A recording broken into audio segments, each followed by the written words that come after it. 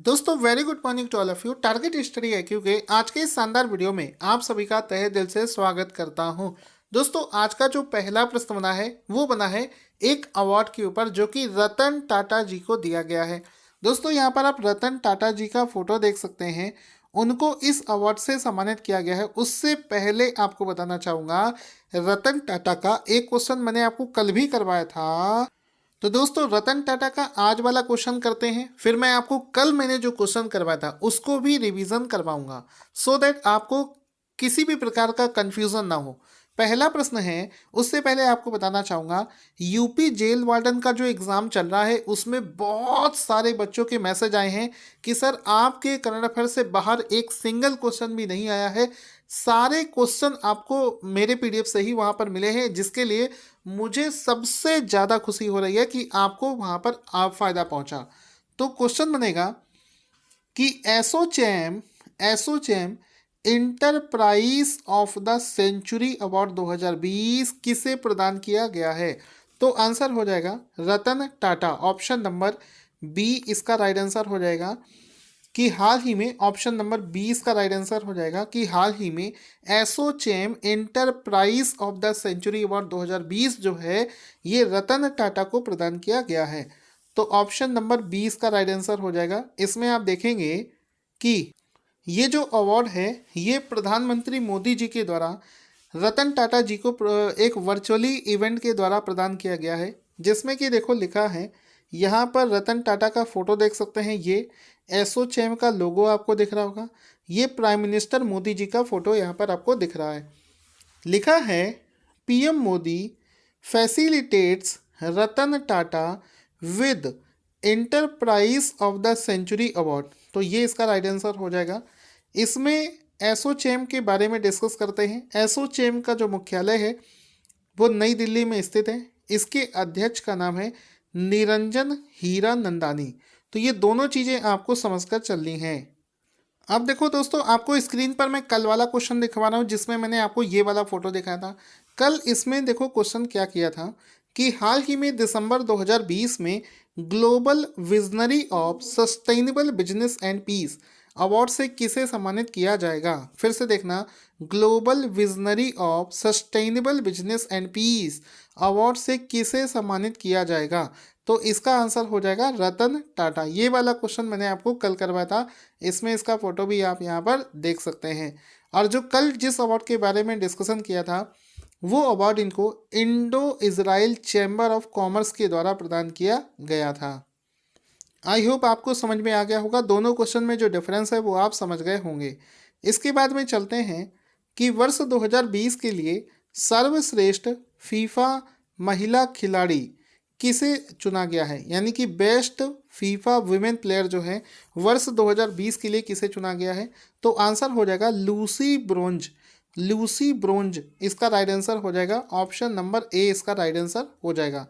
यहाँ पर आप लूसी का फोटो देख सकते हैं। लूसी ब्रोंज जो है इसको फीफा की तरफ से वर्ष 2020 का बेस्ट प्लेयर विमेन कैटेगरी में चुना गया है। लूसी ब्रोंज का फोटो भी आप यहाँ पर देख सकते हैं। अब इसी से रिलेटेड एक क्वेश्चन मैंने आपको कल करवाया था जिसमें आपको याद होगा मैंने फीफा की तरफ से जो फीफा का men's player of the year है, यानी कि पुरुष कैटेगरी में जो सबसे अच्छा फुटबॉलर है वो किसे चुना गया है।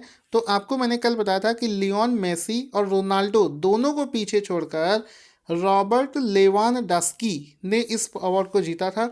तो मेल कैटेगरी में फीफा का फुटबॉलर ऑफ द ईयर जो है रॉबर्ट लेवानडस्की को चुना गया है। और जो फीमेल कैटेगरी का अवार्ड है ये 2020 का जो बेस्ट फीफा विमेंस प्लेयर है ये ल्यूसी ब्रोंज को प्रदान किया गया है। इसका राइट आंसर हो जाएगा।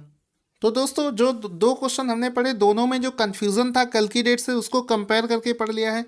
अब आपके मन में कोई भी डाउट मेरे हिसाब से नहीं बचा होगा। अगला क्वेश्चन है कि हाल ही में fly x film fair OTT award 2020 में सर्वश्रेष्ठ अभिनेता का पुरुष कैटेगरी में ड्रामा सीरीज का अवार्ड किसे प्रदान किया गया है। तो आंसर हो जाएगा Jaideep Ahlawat. Option number A इसका राइट आंसर हो जाएगा। दोस्तों वैसे तो इस अवार्ड फंक्शन में बहुत सारे अवार्ड दिए गए हैं, लेकिन जो सबसे इम्पोर्टेंट में से भी जो इम्पोर्टेंट है सिर्फ उनको डिस्कस करेंगे। तो ये जो सर्वश्रेष्ठ अभिनेता ड्रामा सीरीज में, आप याद रखिएगा ड्रामा कैटेगरी की बात हो रही है, तो उसमें ये जयदीप अहलावत को दिया गया है। जयदीप अहलावत को ये आप देख सकते हो fly x film fair OTT award जो कि पहली बार दिए जा रहे हैं, इसमें जयदीप अहलावत को ये अवार्ड मिला है। और उनको उनकी एक मूवी आई थी जिसका नाम था पाताल लोक, ठीक है, तो ये वेब सीरीज आई थी पाताल लोक, उसके लिए इनको ये अवार्ड दिया गया है। साथ ही साथ में सेम कैटेगरी में महिला कैटेगरी का जो ये अवार्ड है ये प्रदान किया गया है सुष्मिता सेन को, ये भी आपको पता होना चाहिए। इसके बाद में चलते हैं अगले क्वेश्चन की तरफ। अगला प्रश्न बनेगा, इंडिविजुअल वर्ल्ड कप 2020 में भारत के पहले और एकमात्र मेडल विनर का नाम क्या है? तो आंसर हो जाएगा Anshu Malik, option number A इसका राइट आंसर हो जाएगा। अभी हाल ही में मैंने आपको बताया था कि एक स्पोर्ट्स वर्ल्ड कप है जिसका नाम है इंडिविजुअल वर्ल्ड कप। तो ये जो इंडिविजुअल वर्ल्ड कप 2020 है इसमें भारत के पहले और एकमात्र मेडल विनर जो है उनका नाम है अंशु मलिक। अंशु मलिक इसका राइट आंसर हो जाएगा, जिनको इस अवार्ड के लिए चुना गया है। अब इसमें आप देख सकते हैं लिखा है रेसलर अंशु मलिक, यानी कि अंशु मलिक एक रेसलर है, ये भी आपको पता होना चाहिए। विंस जीत लिया है, इंडिया का पहला और एकमात्र मेडल जीतने वाली खिलाड़ी बनी है जी, कहाँ पर? इंडिविजुअल वर्ल्ड कप 2020 में। अंशु मलिक का फोटो भी आप यहाँ पर देख सकते हैं। अब मन में सवाल आता है कि सर अगर एग्जाम में ये पूछा जाए इंडिविजुअल वर्ल्ड कप कहाँ पर आयोजित किया गया है, तो दोस्तों ये जो इंडिविजुअल वर्ल्ड कप है इसको सर्बिया के बेलग्रेड में आयोजित किया गया है।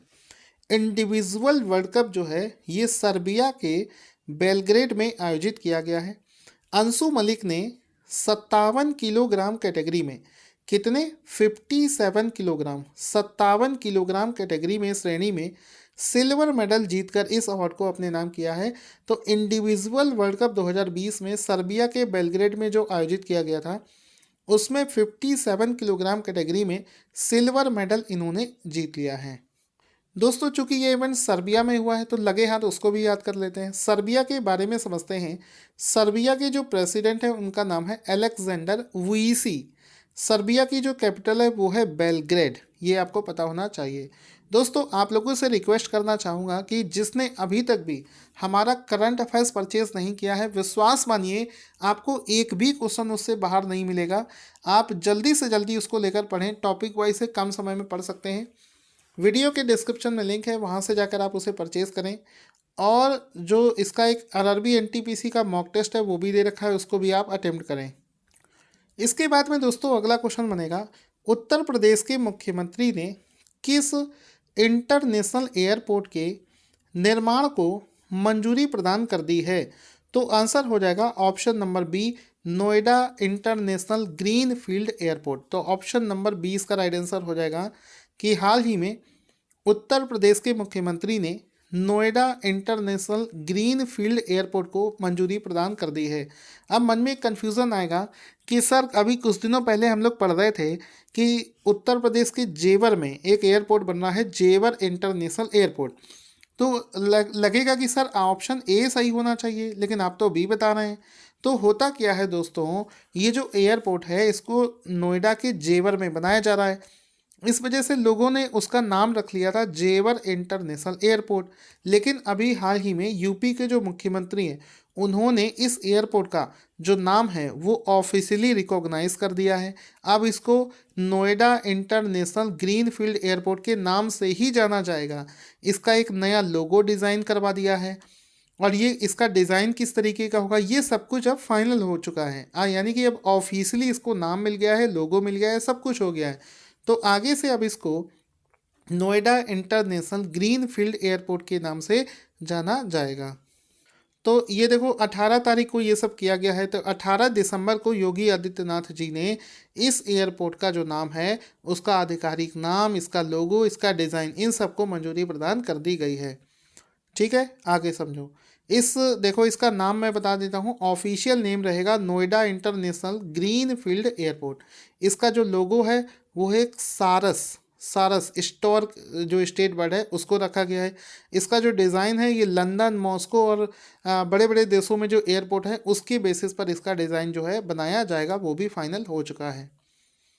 क्वेश्चन बनेगा, एक प्रोफेशनल यूरोपीय फुटबॉल लीग में गोल करने वाली पहली भारतीय महिला कौन बनी है?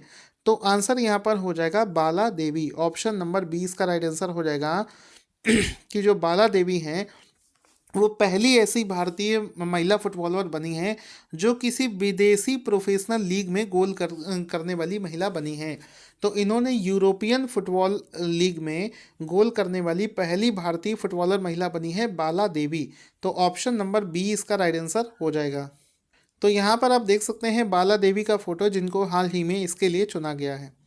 ये जो बाला देवी हैं इन्होंने रेंजर्स एफसी फुटबॉल क्लब के लिए गोल किया है। बाला देवी जो है पहली महिला बनी है किसी विदेशी फुटबॉल क्लब में करार करने वाली, ये भी आपको पता हो के रखना है। क्वेश्चन बनेगा, दिसंबर 2020 में गृह समिट 2020 का कौन सा संस्करण आयोजित किया गया है? तो दिसंबर 2020 में जो गृह समिट 2020 है इसका 12वां संस्करण आयोजित किया गया है। ऑप्शन नंबर सी इसका राइट आंसर हो जाएगा।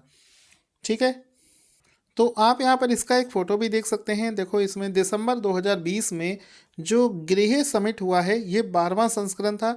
इसमें इसके बारे में बहुत सारी चीज़ें हमें समझना है। एक समिट ऑर्गेनाइज हुआ है जिसका नाम है गृह समिट 2020। ये इसका 12वां संस्करण हाल ही में आयोजित किया गया है, जिसका उद्घाटन जो है ये नितिन गडकरी जी ने किया है, जैसा कि आप यहाँ पर फोटो में देख सकते हैं। इसमें आपसे गृह का फुल फॉर्म पूछा जा सकता है, तो गृह का फुल फॉर्म हो जाएगा green rating for integrated habitat assessment. ये इसका पूरा फुल फॉर्म हो जाएगा। इस समिट को गृह काउंसिल हैदराबाद के द्वारा आयोजित किया गया है। इस संस्करण की जो थीम है वो है रिज्यूनिवेटिंग रेजिलेंट हैबिटेट्स। ये इसका पूरा थीम हो जाएगा, जिसको आप लोग याद रखेंगे। इसके बाद में अगला क्वेश्चन बनेगा कि भारत की जो इकोनॉमिकल नीतियां हैं, आर्थिक नीतियां हैं, उसको वैश्विक निवेशक समुदाय को समझाने के लिए किसने एक वेबसाइट की शुरुआत करी है? तो आंसर हो जाएगा एस जयशंकर। दोस्तों इस क्वेश्चन को अच्छे से समझना। क्या होता है कि बहुत सारे विदेशी निवेशक होते हैं जो भारतीय मार्केट में शेयर मार्केट के माध्यम से अपना पैसा लगाते हैं। अब भारत में अगर कोई नया नियम बना दिया गया या कोई कंपनी कुछ नया चेंजेस कर रही है या सरकार कोई पॉलिटिकल इकोनॉमिकल डिसीजन ले रहा है, फाइनेंस से रिलेटेड डिसीजन ले रहा है, तो इसके बारे में विदेशी निवेशकों को जल्दी से जल्दी और अच्छे से समझाने के लिए एक वेबसाइट शुरू करी गई है, जिसको एस जयशंकर के द्वारा शुरू किया गया है। तो ऑप्शन नंबर बी इसका राइट आंसर हो जाएगा। इसके बाद में एक क्वेश्चन बनेगा, किस भारतीय उद्यमी को young champions of the earth young champions of the earth 2020 से सम्मानित किया गया है? तो आंसर हो जाएगा विद्युत मोहन। ऑप्शन नंबर डी इसका राइट आंसर हो जाएगा कि हाल ही में विद्युत मोहन को young champions of the earth 2020 से सम्मानित किया गया है। ऑप्शन नंबर डी इसका राइट आंसर हो जाएगा। इसमें आप देख सकते हैं इंडियन एंटरप्रेन्योर विद्युत मोहन जो है featured in the list of UNEP announces 7 recipients, यानी कि कुल मिलाकर ये जो अवार्ड है young champions of the earth award, ये 7 लोगों को दिया गया है। ये भी एग्जाम में आजकल पूछा जाता है। कुल मिलाकर 7 लोगों को दिया गया है, उनमें से एक नाम है विद्युत मोहन। ठीक है, उनको भी young champions of the earth award से सम्मानित किया गया है। आप यहाँ देखोगे young champions of the earth award जो है ये विद्युत मोहन को प्रदान किया गया है। ऑप्शन नंबर डी इसका राइट आंसर हो जाएगा। यह जो पुरस्कार है ये यूनाइटेड नेशन की एक ऑर्गेनाइजेशन है UNEP, united nation environment programme, उसके द्वारा प्रदान किया गया है। यह जो पुरस्कार है ये कुल मिलाकर 7 लोगों को दिया गया है, उनमें से भारत के एक विद्युत मोहन है जिनको भी इस अवार्ड से सम्मानित किया गया है। अगला प्रश्न बनेगा, पंडित दीनदयाल उपाध्याय दूर संचार कौशल उत्कृष्टता पुरस्कार किसे प्रदान किया गया है? तो हाल ही में Srinivas Karnam, option number C इसका राइट आंसर हो जाएगा। तो एक बार इस क्वेश्चन को फिर से रिवीजन कर लेते हैं। पंडित दीनदयाल उपाध्याय दूर संचार कौशल उत्कृष्टता पुरस्कार जो है ये श्रीनिवास कर्णम को प्रदान किया गया है। ऑप्शन नंबर सी इसका राइट आंसर हो जाएगा।